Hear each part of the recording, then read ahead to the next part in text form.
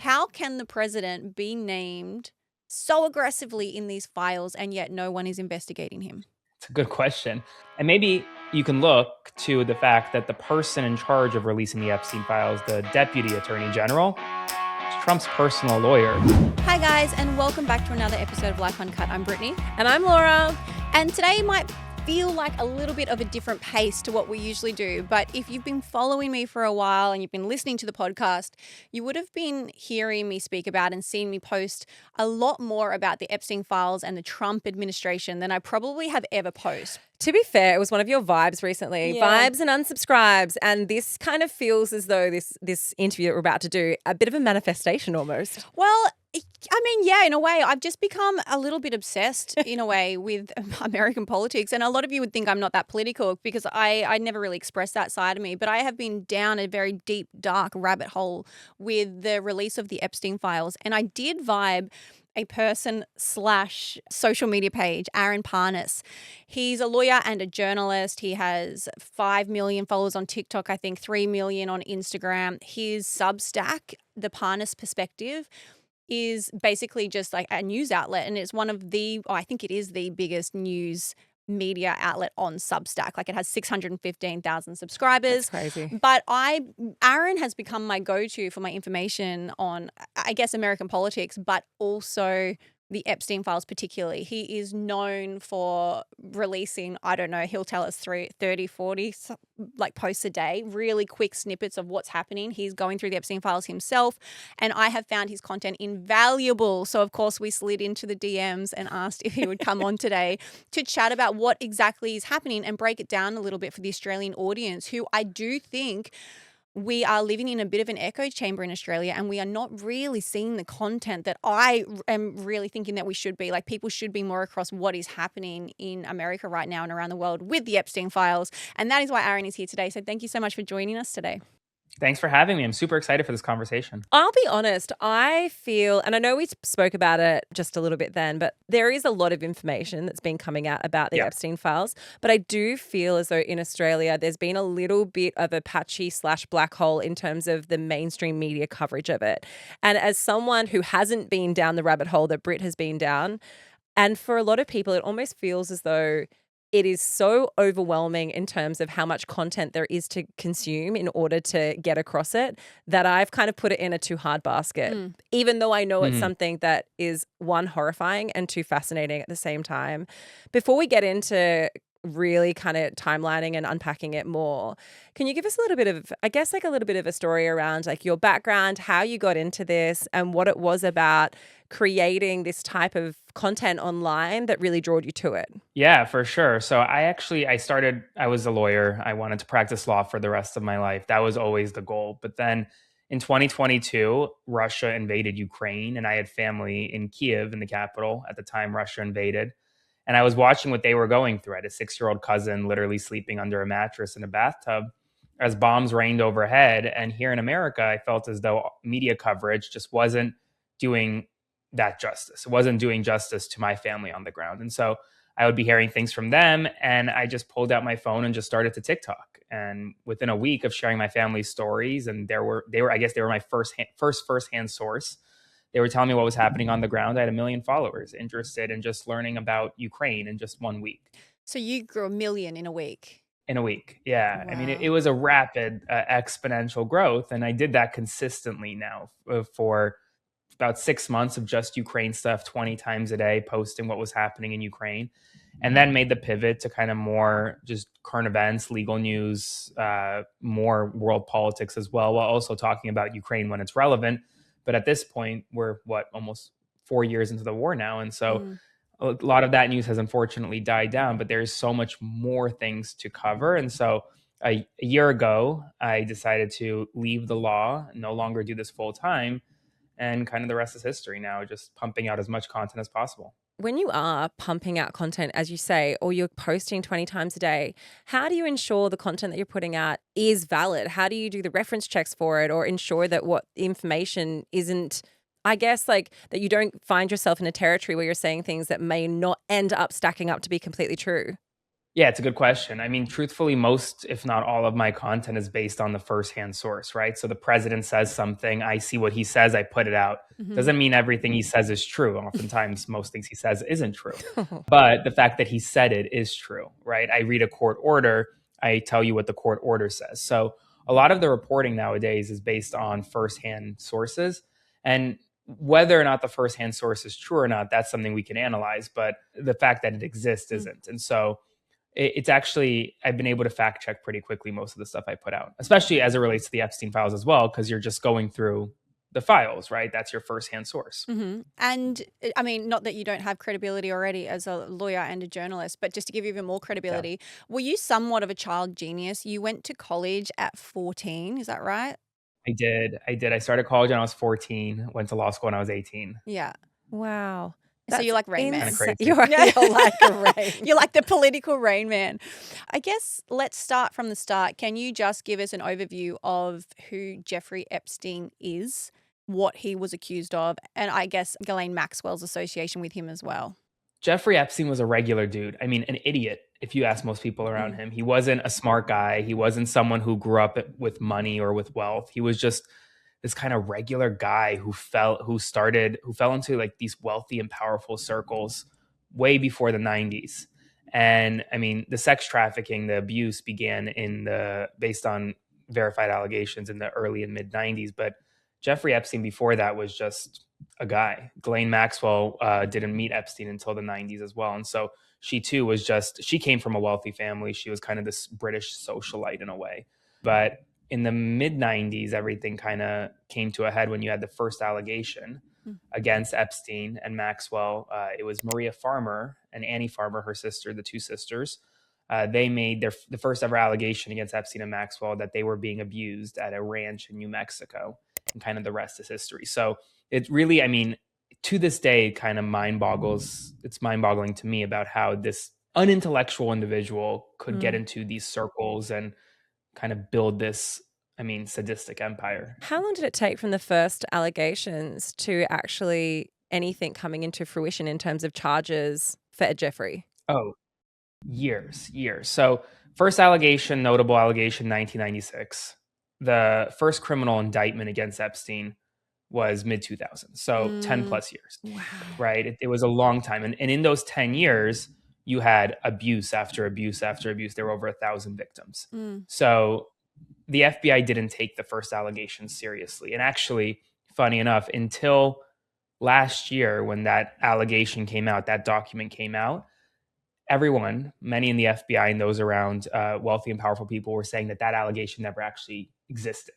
So they were trying to cover up the fact that Maria Farmer made that allegation in the first place. Until so many other women have come forward with their stories. Correct. How is it said that Jeffrey Epstein made his money? Because you just said it, by all accounts, he was just a regular dude. He did not come from money. And then all of a sudden he has private islands, he has jets, he's running in circles that are only surrounded by other billionaires from all countries around the world.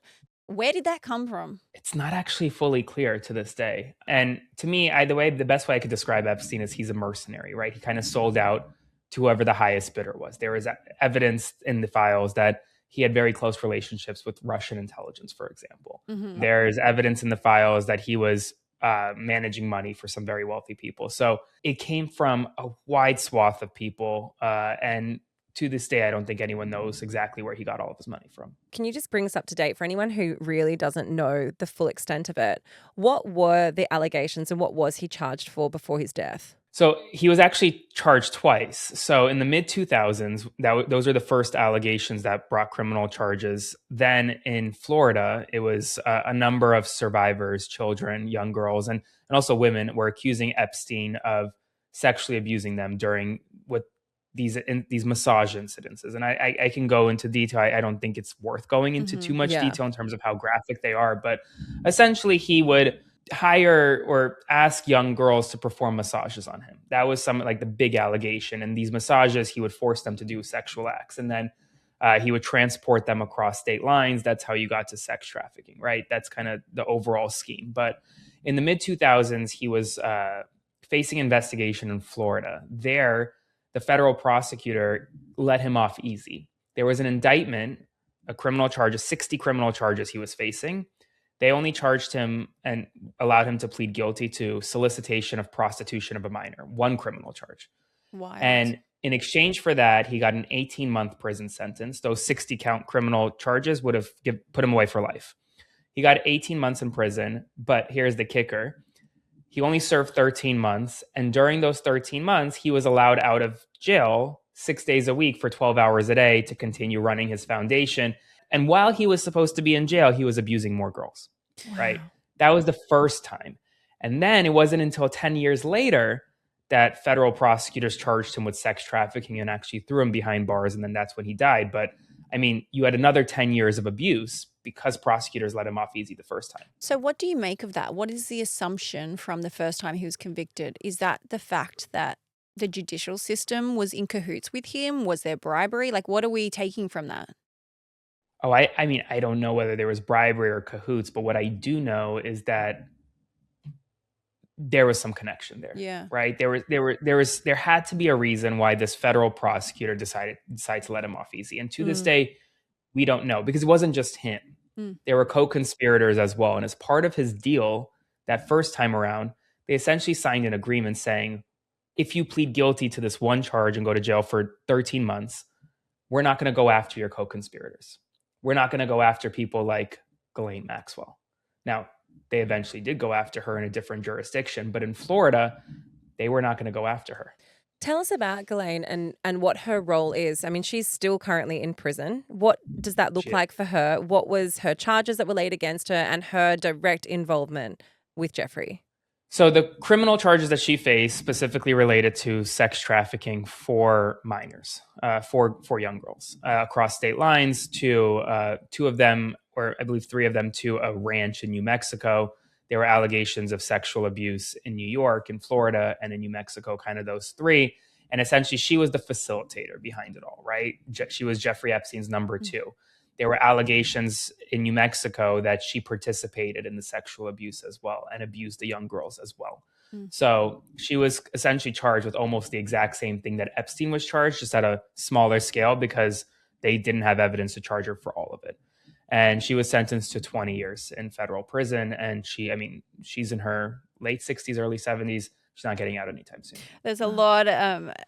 I'm not a conspiracy theorist, but I do want to get into some of those theories a bit later on. But for now, we're hearing everything about the files being released, even though all of this happened many, many years ago. Why is it so prevalent now? Why is everyone talking about the Epstein files now? What are the Epstein files? Yeah, I mean, because finally Congress grew a backbone here in the United States and forced the Department of Justice to release them. I mean, these files have been around for decades, and yet for the first time last year that Congress passed a bill that required the Justice Department to release the files. Before that, the Justice Department was kind of saying, screw you, we're not going to give you anything. The files, they're 6 million documents. The public has seen only about 3 to 3.5 million. So they're still withholding about 3 million documents. But it's about 6 million documents, and they're everything from emails to photographs to videos to recordings. I mean, everything. Anything you can imagine. It's just a giant, giant pile of documents that were compiled in the prosecution of Epstein and later Maxwell. And these are everything from, like you just said, photos and statements from victims and allegations, but they've also combed through basically every person that has ever had any kind of communication with Epstein, any email. So people that are named in the Epstein files doesn't necessarily mean they have done anything wrong. It just means that in some capacity they have had a connection.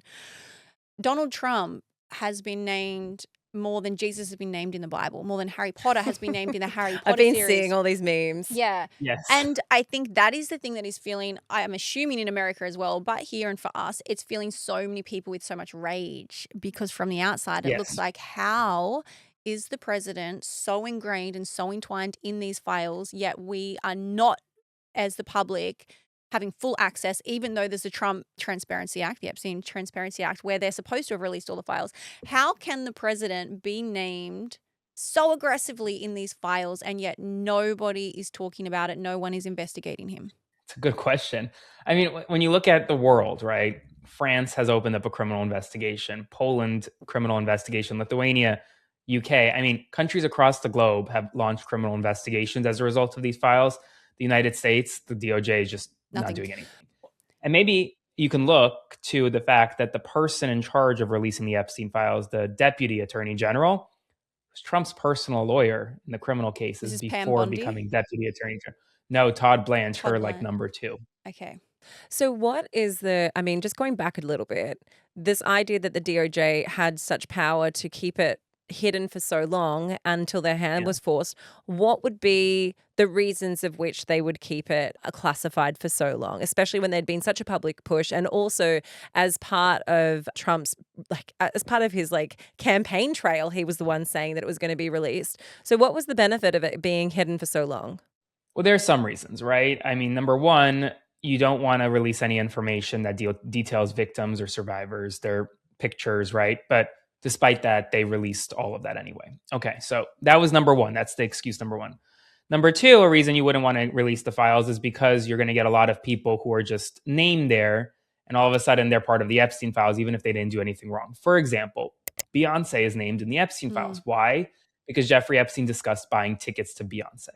But she is officially in the Epstein files. And so you get a lot of people who have no connection to Epstein caught up in all of this, could potentially be misconstrued, embarrassed, etc.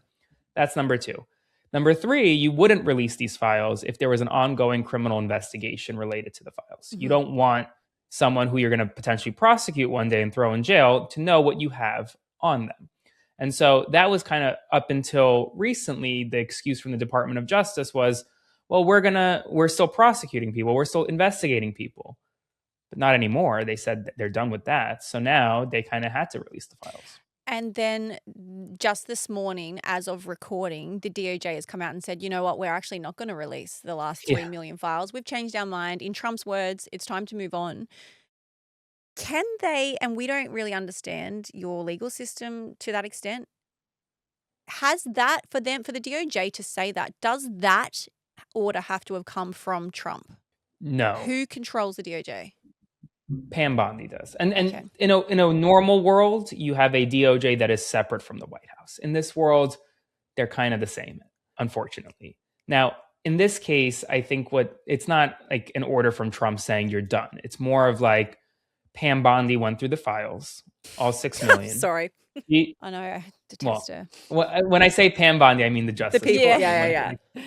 He didn't go through the files. And they probably saw something in those 2.5 million documents that they're not releasing that they may hurt the president or may hurt some other people around the White House. Okay. And they're keeping those private. And they say, you know what? We're done. And there's nothing you can do about it. There's really not much Congress can do about it. Because who's going to prosecute the DOJ? DOJ. Why would they do that? But does President Trump have the power to tell the DOJ to release it? If he wanted to, he could say, yes, we're releasing the last 3 million, because that's the $1 million question here. I mean, does he have the power? He can say that, of course, and they can listen to him, but it would be a violation of the law. But then again, what's the remedy? I don't know. Like, what happens next?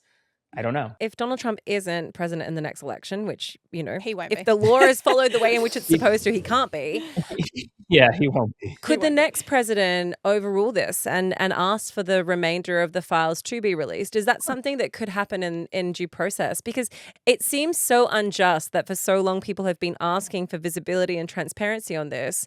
I mean, we'll get into the conversation around the redactions and everything else, but they're like, here, we've done what you've asked. Here it is. You can't read 3/4 of it because half it's been redacted. And then to turn around and say, oh, actually, we've decided to not release the rest of them. I mean, it is such an obvious injustice. And then it feels as though nothing can be done in this.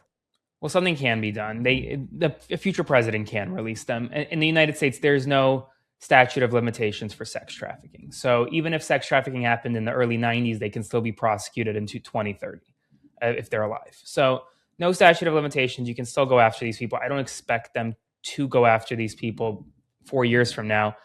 To me, unfortunately, and a lot of people will agree with me on this, is that the Epstein files turned into a really political issue for a lot of people. And so people use these survivors as political footballs to kind of get their agenda across the finish line in the press, in Congress, et cetera.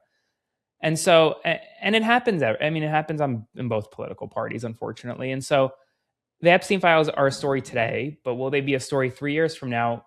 Probably not, just based on how the news cycle is. Which is so frustrating. Right.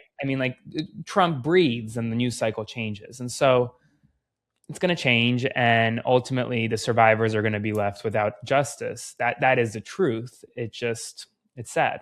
Well, I mean, it was a complete failure on the DOJ when they did release the files, the 3 million that they have released, because as much as they Yeah. said they're going to protect the victims, it appears intentionally to be the opposite. They have redacted some of the, who are evidently very powerful people, in horrific accusations and emails, and they've released the details of the survivors. Now, they've obviously said Yes. that was not intentional and they can't possibly be able to go through and see everything. But what is the feeling over there in relation to having these powerful people that have written emails like enjoying torture videos and really openly talking about underage children, and their names are redacted? Why is the DOJ intentionally protecting those people?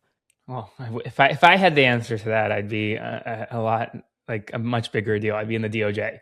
I don't have an answer for that. I don't know, but I will say this: some names are coming out. The torture video name, it was written by Sultan bin Sulayam, or he's a sultan in Dubai, Yeah. big guy in Dubai. A CEO, right? CEO. He's resigned from the CEO. So there is some accountability coming, right? Like, you have these wealthy and powerful people connected to Epstein resigning, being fired from jobs. In Europe, they're being criminally investigated. So there is some accountability. I will say that the survivors feel betrayed. I mean, just from a basic level, right? Just to show how incompetent the release was. You are not allowed, not just under the Epstein Files Transparency Act, but under any law in the United States of America, or really anywhere across the globe, you're not allowed to release pictures, child pornography, pictures of children under the age of 18 nude. Yet they did that. Right. I remember going through the files 2 days after they were released, and I saw a picture of a naked child. That is a crime. It is a crime by the DOJ to release that. It is then a crime for me to have that on my computer too, because that now I'm technically in possession of child pornography. That is how incompetent the DOJ was. And then I guess the thing is, it's like this closed circuit, right? Like, who's going to investigate that? The DOJ? Yep. Sorry, we're incompetent. Correct. Made a mistake. Oh, I guess it just seems like, I know that they're the governing body that's supposed to be the people who are the ones that enact the rules around this. But when the incompetency is from top down, there's no repercussions for it, unfortunately. None at all. For Trump to be investigated, does that have to come from the DOJ? Yes. I mean, there are two options. Number one, DOJ, of course. But number two is you could have a court appoint a special prosecutor. But that's not going to happen. In this case, that's a much more difficult process. And even then, Trump can pardon himself. Well, it's so wild, American politics, how it works and how, like, the protections that are put in place. But just on that, and this is where it starts to become even more infuriating, obviously. We understand there are protections around when you are a sitting president, that you have a lot of legal protections and you can just essentially pardon yourself for anything. But surely there is a line, and surely the line is involvement in sex trafficking of underage children and some of the other horrific, abhorrent accusations and allegations that are coming against Trump and other people in his power.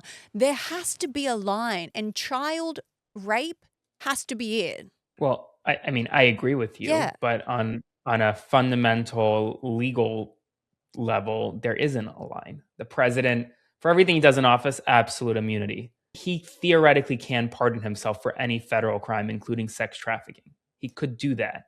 Now, I don't know if it'll hold up a self-pardon. That's never been discussed in U.S. history. But with this Supreme Court in our country, of course it will. Gosh, it's so fascinating. Aaron, you mentioned before the Dubai CEO and how his details have come out. I mean, I'm interested in knowing, like, how did his details come out? Was that a redaction oversight? And have there been any other people whose, I guess, perpetrators whose information has become visible because of this? Well, I don't want to call him a perpetrator. That I want to be very careful in saying that. He was someone very connected to Jeffrey Epstein. That's what I'll say. There is no direct evidence that he engaged in sex trafficking of a minor, sending a quote torture video. We don't know what the video is, right? We have no idea what they're talking about. I can glean, and we could off the record understand what it is, but I'm not going to say that publicly. As far as people connected to Epstein who have been a part of the fallout, so the United Kingdom's ambassador to the United States, Peter Mendelsohn, major fallout. He's been fired. He's under criminal investigation now in the UK. Andrew, formerly known as Prince Andrew, is under criminal investigation now, justifiably so. You have multiple French leaders under investigation in France.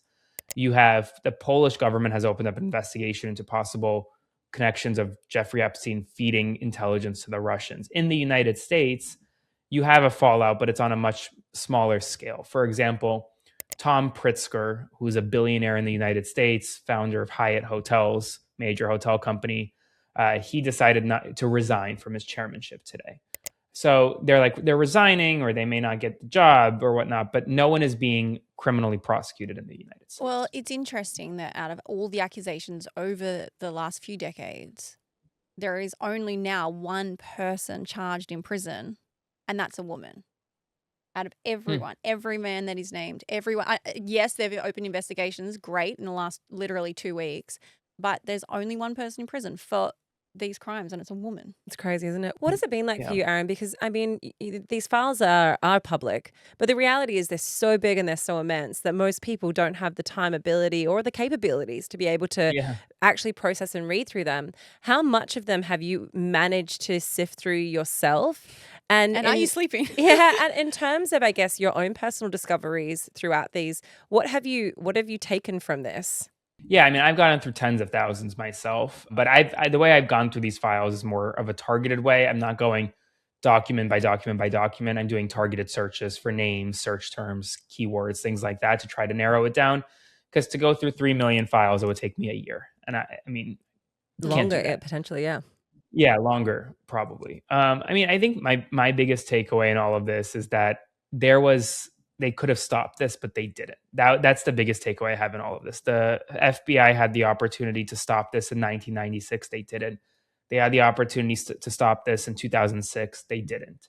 And so because of the failures and the ineptitude of the United States Department of Justice during those years, you had him abuse over 1,000 young girls and traffic many of them. And so that's the biggest takeaway. Do you think it is failures or incompetence, or do you think it is a structure that's been based around so many powerful people being involved in it? So it's a compliance and hiding, I guess, the truth of what actually was going on.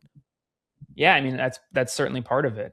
I'm also a conspiracy theorist myself. And sometimes I go through these files and go down such rabbit holes. And I'm like, how the hell did I ever get here? I don't want to throw out a conspiracy theory, but it's not just incompetence, in my opinion. No, I mean, there's so many. Brittany's one who's down in the conspiracy. If anyone's going to get cancelled, it's Britt, because she's the one who's peddling the conspiracy theories on this side of the podcast. I'm not getting cancelling, but I'm not getting cancelled. But I think they're fascinating. But no, what I was going to say is we will put a disclaimer that a lot of the conversations that we're having, we will say allegedly. I do want to talk a little bit about Donald Trump, Pam Bondi, and accusations against Donald Trump. A lot of people know that he's involved. So we've said that he's been named, more than Jesus in the Bible. People know how ingrained he is.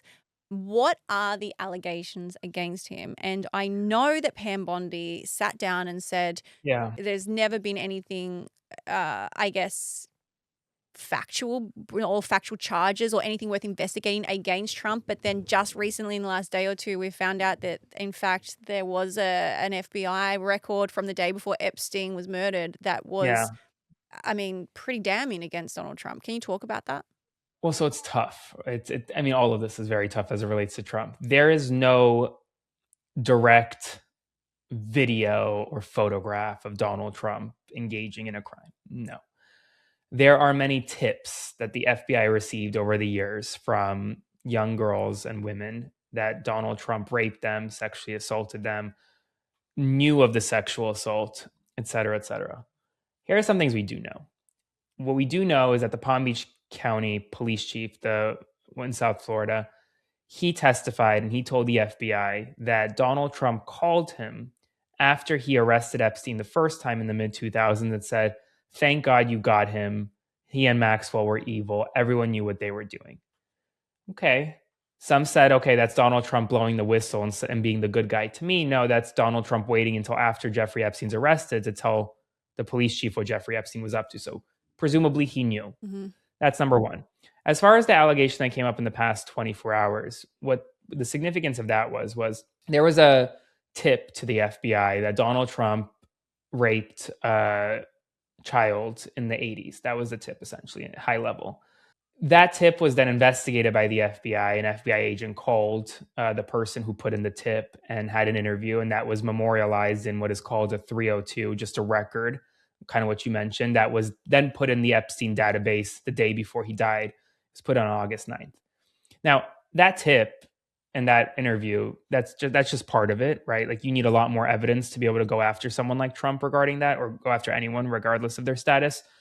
What was significant about that tip is that the person, according to reporting, the person who gave that tip was so credible that she received a settlement from the Epstein estate. You don't get a settlement unless you have some credible allegations. Now, to me, from base level, that those allegations were against Epstein, not Trump. She didn't get a settlement from Trump. She got a settlement from the Epstein estate. But Pam Bondi on Capitol Hill in front of Congress said, there is no evidence that Donald Trump did anything criminal. That FBI 302, that interview, that is evidence. Whether or not it's credible, that's beyond me. But that is evidence. And to me, she lied. So she's lying under oath. Yes, but then who's going to prosecute the Attorney General? Yeah.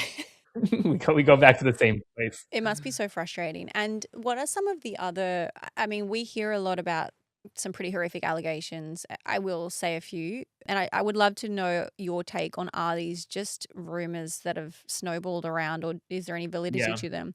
The things like murdering babies, the things like eating babies. You know, we've heard people say that they would have parties where they would sacrifice somebody. Unbelievable, doesn't it? It does sound unbelievable, but there just seems to be so many things connecting. And is there any kind of relevant or like, I don't know. I guess like it's hard to believe that somebody is killing a child. These people, these billionaires and people in power, and eating their intestines. Well, I think the question is there anything that's come out in the files that can validate it? That's the question. No, not yet, at least. I'm not saying that it never happened, but I haven't seen anything to validate that. Do we know where the ground zero of these conspiracy theories have come from? Well, yeah, I mean, there are a lot of things in the files, like code words that people are deducing to mean something. Like jerky is mentioned in the file several hundred times. People online have said that means human flesh.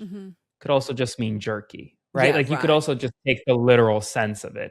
There's also the Pizzagate conspiracy theory that's been around for years. It could also just literally mean that they were going to a pizza restaurant and not something more nefarious. What is the Pizzagate theory? I'm not aware of that one. So from a high level, it's essentially that pedophiles were using like the term pizza as a way to mask what they were actually doing. Understand. And they would communicate and say like, I'm going to a pizza restaurant, or like, for example, Andrew, and he's actually caught up in part of this conspiracy, the Prince Andrew, he said that in 2001, when one of the big allegations against him, that he had a photograph with a survivor, a 17-year-old survivor, he said that when that photograph was taken, he was at a pizza restaurant.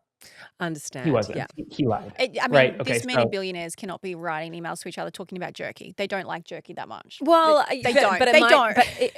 That's not to say that it's not code for something, but we may have misinterpreted what the code is for. That's also an option. Of course. Sure. But I'll go on record saying it's not jerky. Aaron, you mentioned something earlier, and I do think, I mean, it also leans into this conspiracy theory, but it is something that's being investigated. Jeffrey's links to potentially being a spy or giving intel from Russia. Yeah. What is this part of the files that's being explored? It's an interesting part. So there's a significant amount of evidence that Jeffrey Epstein deeply wanted to get involved with Russian officials. He actively spoke with Russian officials. He spoke with those close to Vladimir Putin. There was some mention in the files that he may have even tried to meet with Putin. It's unclear whether that meeting ever occurred. And there is investigation now in Poland opened up into Epstein possibly passing along information associated with the Polish government to the Russians. And so, I mean, it's all kind of weirdly connected. Like in the UK, for example, the criminal investigation into Peter Mandelson that's opened is whether Mandelson gave Jeffrey Epstein essentially state secrets from the UK. And so where Jeffrey Epstein then sold those state secrets, or who he gave them to, that's kind of the next level in the investigation. And right now, at least, there's a lot of evidence pointing to Russia and all of this, but there's no conclusive ties. So, wow. But I mean, I've heard a lot about him being linked to Mossad as well. But are we assuming that his connection with Russia was because he was pro-Russia, or are you assuming his connection to Russia was because he was in with Mossad and feeding information back?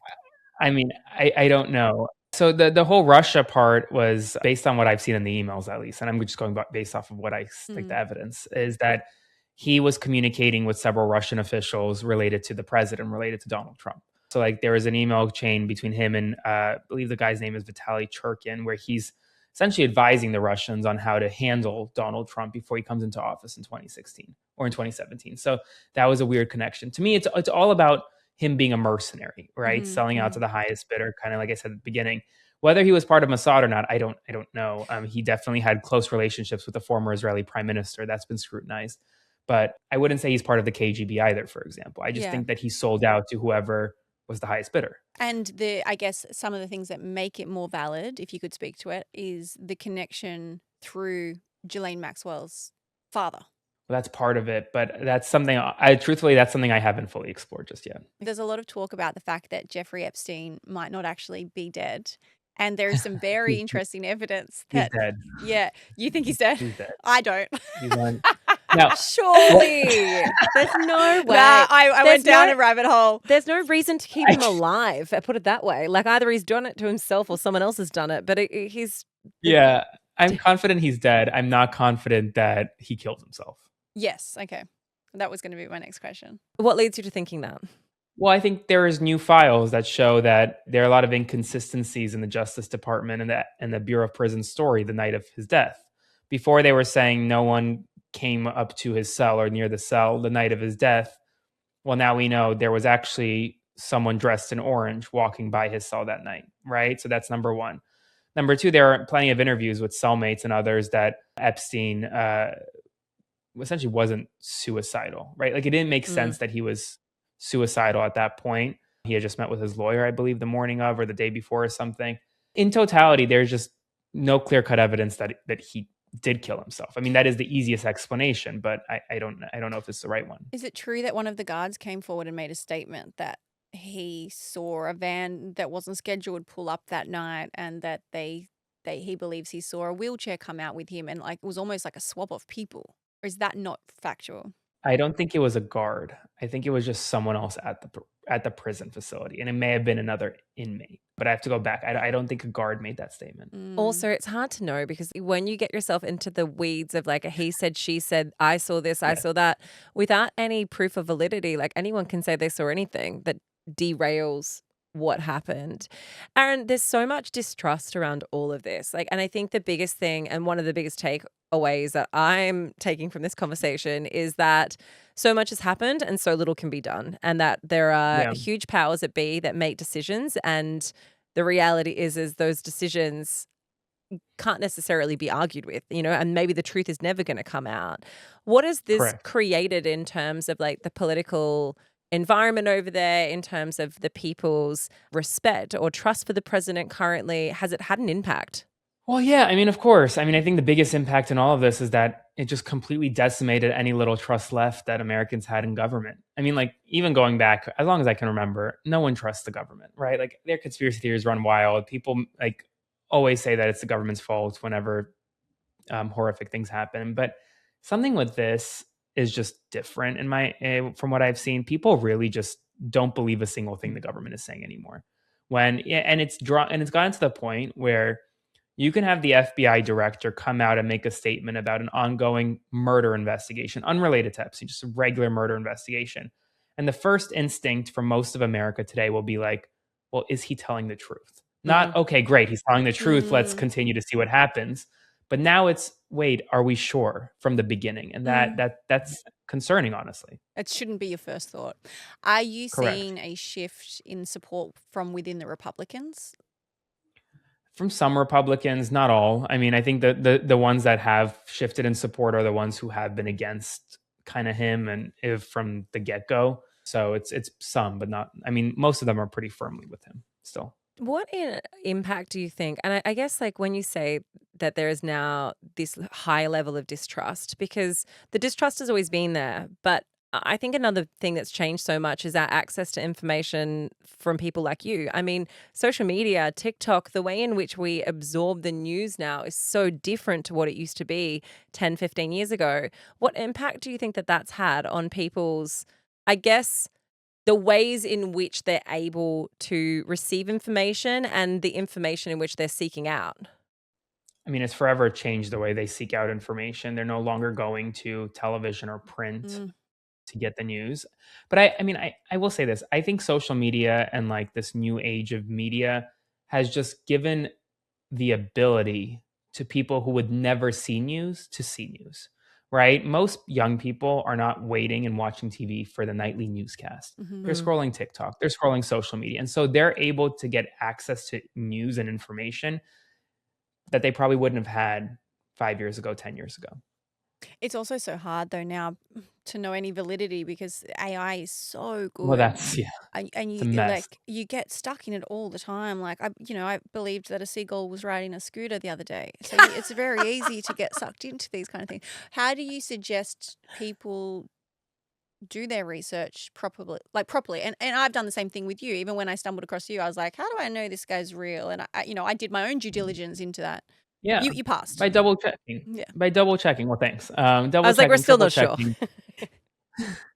No, I mean, going to the source yourself. I mean, I think that's a big part of it. And I think if I'm reporting something, someone else is going to report the same thing. I mean, like everyone reports, like when Fox News reports something, CBS reports it, CNN reports it, right? Like everyone reports on the same thing. When the BBC reports on it, we all report on it. So go double check, go triple check, go make sure, go to the firsthand source and go make sure it's right. And oftentimes, I mean, there'll be times where I put out something before anyone else does, and then people will question me, and then it'll come out an hour later that I was right. And I think over time, you build that trust with your audience. People who have followed me from the beginning know that when I am wrong about something, like I admit it, and I'll tell you I'm wrong, and I'll change it. So do you have people that, because you have broken a lot of stories, but do you have people that have access to the White House conferences that are in there on the ground that are feeding you information? Like, how are you getting it so quickly? Yes, I do. You're a spy. No, I'm joking. No comment. No, I'm not a spy. No, I've cultivated a lot of relationships over the past several years with folks in Congress, folks in the White House, folks in the Trump administration, folks in the Justice Department, who I'm able to get information from. Mm-hmm. Do you think we will ever see the remaining 3 million files from the Epstein files? No. Do you think the Pam Bondis and the Donald Trumps will ever be held to account? No. Do you think Epstein was a spy? I think that you have to see what the files say. That was a very good diplomatic answer. Aaron, thank you so much for coming and being a part of the podcast. I mean, it really is fascinating. It feels futile in a lot of ways. It feels really, I think, disappointing because I think so many of us want to believe that justice will come and that there is retribution for people who have been, for people who have suffered through this, and to think that our government can stifle information that feels as though as the public we're entitled to know. I do think that there is a sense, especially, I know obviously America has their own take on it, but I think here it really does highlight the corruption that can happen within governments. And so we appreciate you putting yourself into probably what is quite a controversial space and coming here and giving us the information that we don't have. Yeah, this was so much fun. Thank you guys so much. I really loved it. Thank you so much. I feel like I look at your reels basically all day because you update it so frequently. So it feels really cool to be able to sit down and talk to you and ask you all the questions that I've wanted to. So thank you for your time today. We are going to link all of Aaron's information. We'll put his Substack and his TikToks and his Instagram. And if you guys want to go and find out more, and maybe that's where you want to consume your news, we encourage you. So thank you so much, Aaron. Of course. Thanks for having me. And if this does well enough, I'll come to Australia. Yeah, come on down. We'll have you anytime. Would love that.